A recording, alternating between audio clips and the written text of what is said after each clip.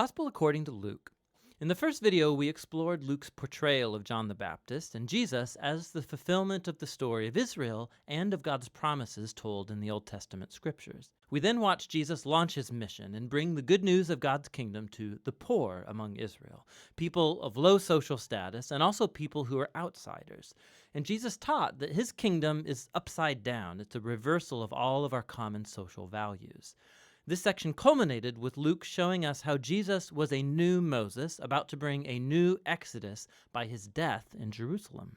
And so we come to the large center section of the book, where Jesus leads his newly formed Israel on a journey to Jerusalem. This part of the book consists mainly of Jesus' teaching and parables given on the road to the various people he encounters, mainly his growing group of disciples.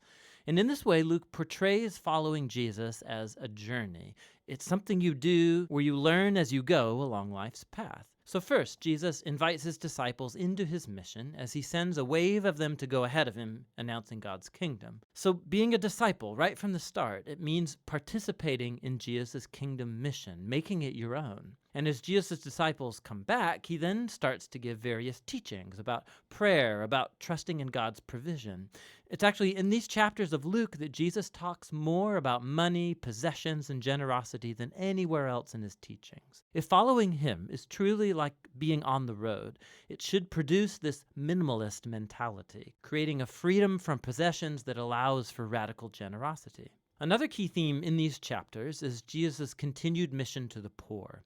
So as he travels, he keeps forming his new Israel, and he encounters all these people who are sick or blind. He meets Samaritans, who are ancient enemies of the Jewish people, and famously Zacchaeus, a Jewish man, but who heads up tax collection for the Romans. All of these social outsiders meet Jesus, and they're transformed by the encounter, and so they join his kingdom community, which Jesus describes as a great banquet party. He is here to seek and save the lost, and so he's celebrating when people discover the mercy of God. But not everybody at the party is happy. Luke includes multiple stories of Jesus at banquets with Israel's leaders, and these all become heated debates where Jesus confronts their pride and hypocrisy. And so these contrasting banquet parties, they're captured most memorably in Jesus' parable of the Prodigal Son. So a father had two sons, and one foolishly ran away and squandered his inheritance. But he comes back eventually repentant,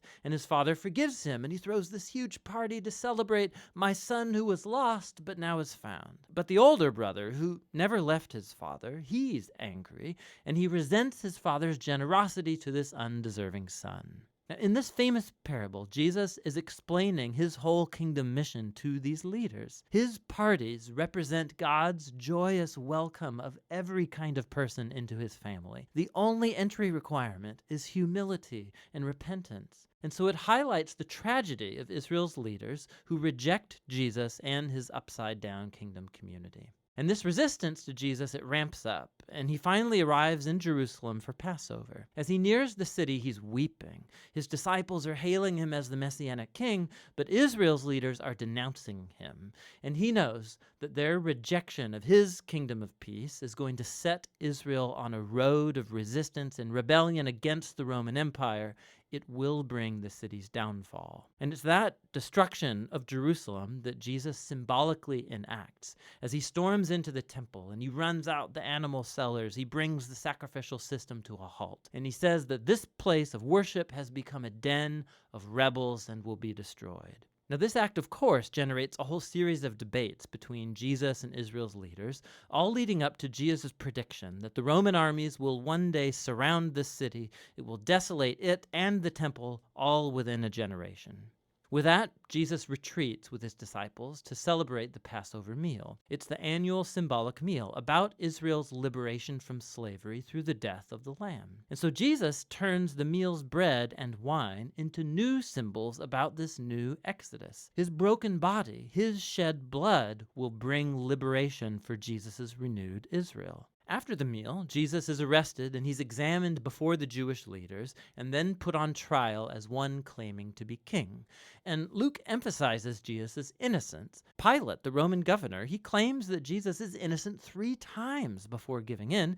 Even Herod, the ruler of Galilee, finds nothing to accuse Jesus of. But the leaders finally compel Pilate to have him crucified, and so he is. But even in his painful death, Jesus embodies the love and the mercy of God he taught so much about. He offers God's forgiveness to the soldiers as they crucify him. And then, when one of the criminals executed alongside Jesus realizes who he actually is, he says, "Remember me when you come in your kingdom." And Jesus' final words are an offer of hope to a humiliated criminal.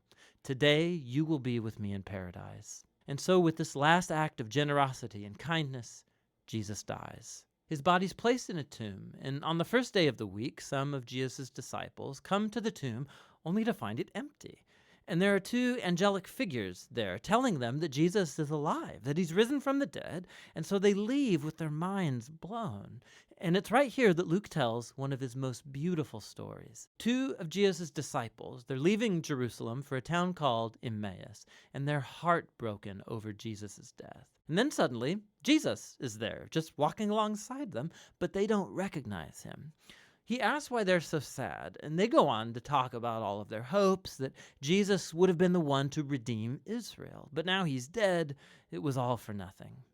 But then later, as Jesus has a meal with these 2, he breaks bread for them, just as he did at the Passover meal, and it's in that moment that they recognize him. Then he disappears.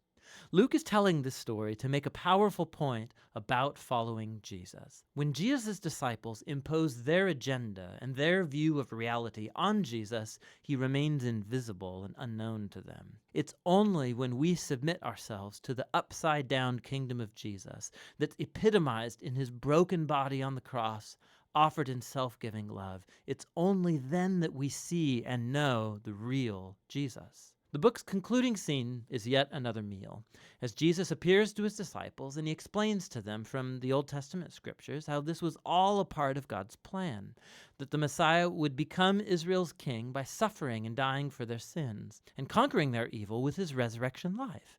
And so now, as Simeon the prophet promised back in chapter 2, Jesus' kingdom will move outward from Israel, so God's forgiveness can be announced to the nations and everyone invited to follow Jesus. But, Jesus tells his disciples, wait in Jerusalem for the coming of the Spirit to empower them for this new mission. And this, of course, keeps you reading right into Luke's 2nd volume, the book of Acts. But for now, that's the gospel according to Luke.